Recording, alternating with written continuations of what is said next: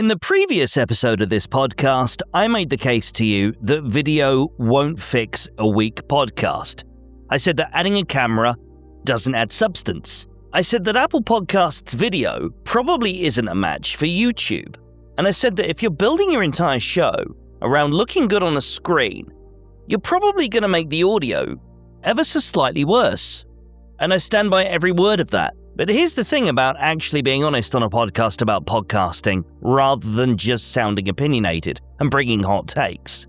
Being honest means looking at both sides. And you know what? There is a genuine argument for using Apple Podcasts video HLS feature, and it's not the one that the LinkedIn gurus are making. It's actually far more interesting than anything any of them have said.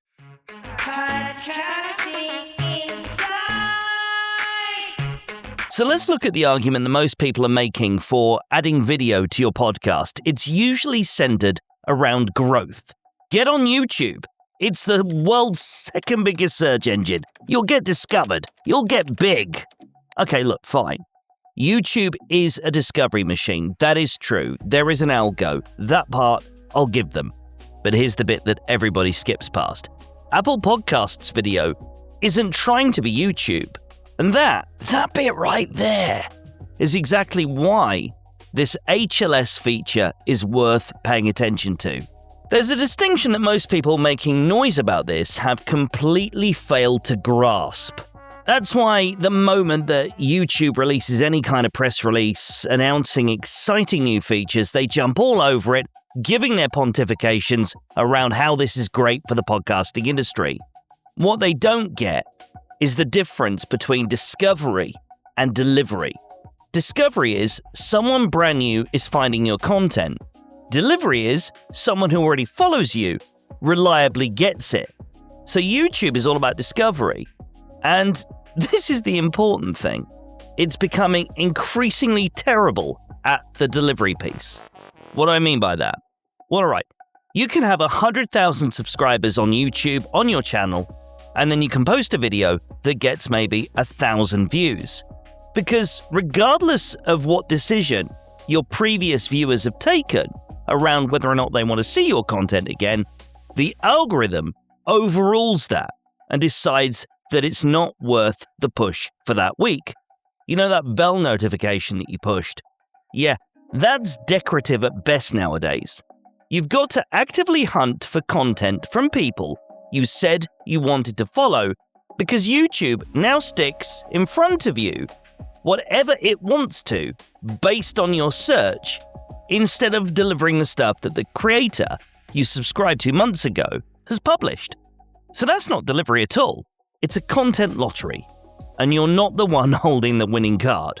Apple Podcasts, conversely, has been doing delivery properly for over 20 years.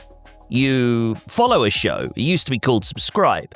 You then get the show in your playlist every single time a new episode is published. There's no begging any algorithms. And what Apple's doing here with HLS video support is they're extending that same delivery process into video. So you follow a video show on Apple Podcasts, you get a video show every time a new episode is released. Automatically. I know. Genuinely a revolutionary concept in 2026. Obviously, this is not going to make Apple Podcasts the new YouTube. Now, that ship has sailed long ago. In fact, it's been recovered from the bottom of the ocean, recycled, and is now a fleet of kayaks. YouTube has been doing this way too long. The audience is far too embedded. Apple Podcasts isn't trying to play YouTube's game.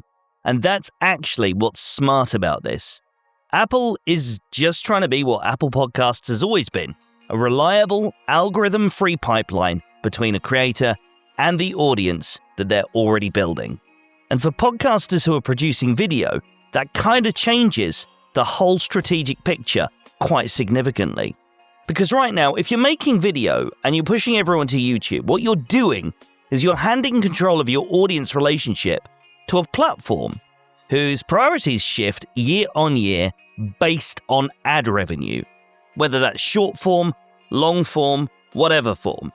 YouTube on your telly, YouTube in your car, audio version, whatever is the next big thing.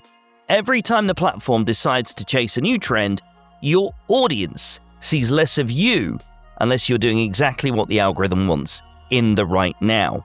But your Apple Podcasts followers, they're still going to get the episodes. Nothing's changed there. Perhaps how the charts ranking is measured has changed. Of course, they've had to, because people were gaming them. But in terms of the workflow of creator makes content, creator publishes content, Apple Podcast listener finds content and clicks play, that's still the same. And the workflow isn't complicated either. If you're already recording video, and you know what? Plenty of podcasters are in this day and age, even if it's just straight to camera stuff. If you're already on a halfway decent hosting platform, like Captivate, which this podcast uses, well, the change is minimal. Your podcasting host is going to keep the video file rather than stripping the audio. So it's just one upload, they handle all the encoding, and the audio goes to every other podcast app that is audio only. The video goes to Apple. Job done. So you're not building a second production pipeline from scratch. You're getting an extra delivery channel. And the smartest version of this strategy is genuinely the most powerful. Use YouTube for discovery. Sure, let the algo do its thing when it's in the mood. But use Apple Podcasts video for your delivery, so your existing audience gets the content every time in the format they prefer that day. Apple lets people choose video or audio from within the same show. So if they're driving to work, audio. They're sitting on the sofa on a Sunday morning, maybe they're going to watch. Same subscriber, same show, but their call, their decision to engage with your content in the way that works best for them. And that is a decent user experience. And it kind of maps to how people actually use podcasts. So no, this isn't all about dumping YouTube and going Apple only. That would be a different kind of bad decision. The argument is way simpler than that. YouTube gets you found, Apple Podcasts keeps you found. And for anyone who's spent years building a proper follower base in Apple Podcasts, i.e.